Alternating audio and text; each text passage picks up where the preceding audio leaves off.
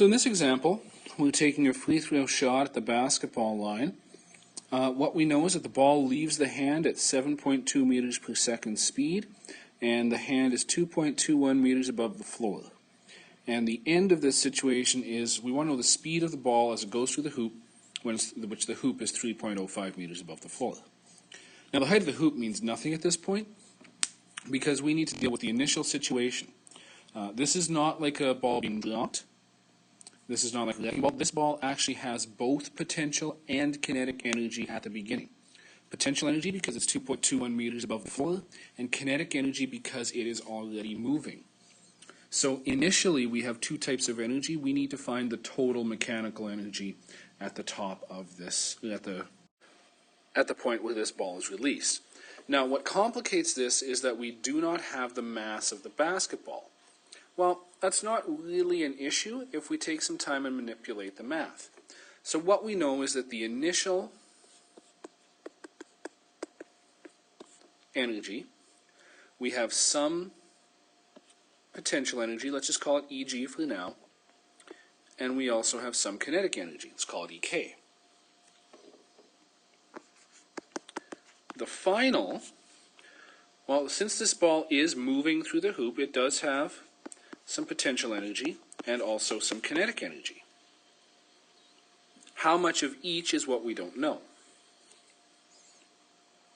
What we do know initially, well, we do know the formulas for Eg and Ek. Eg is mgh.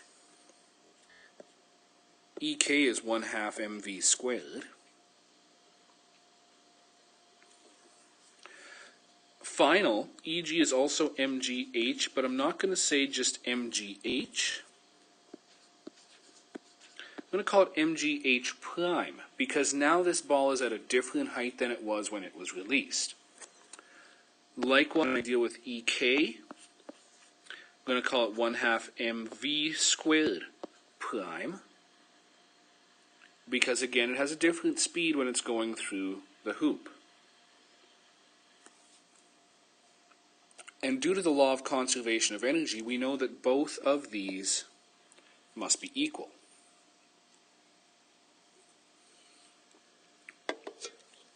Now taking a look at this equation, every single term has mass in it.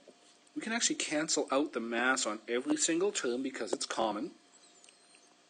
And we can simplify this quite a bit so that GH plus 1/2 V squared equals GH prime plus 1/2 V squared prime.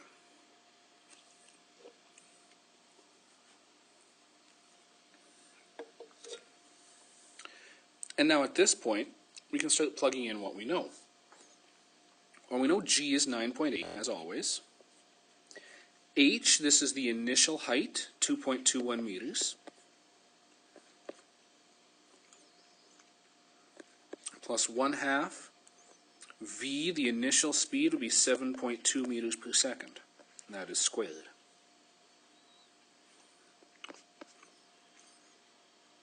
That's going to equal GH prime. Well, G hasn't changed, but H prime is now the final height, which is 3.05 meters, plus 1/2,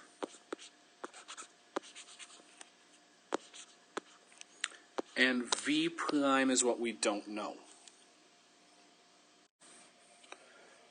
Just have to flip the slide to do the calculations. We're going to skip a couple steps here. Working out the whole left side, we end up with 47.578.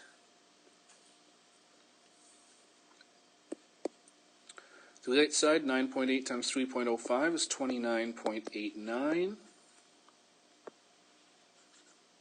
plus that 1/2 V squared prime.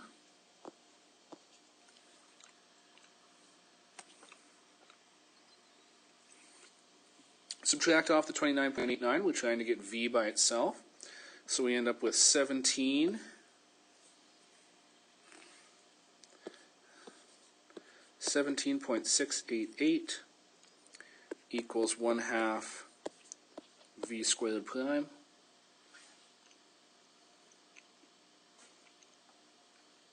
We're going to have to multiply by 2 to get rid of that 1/2. So 35.376 equals v squared prime.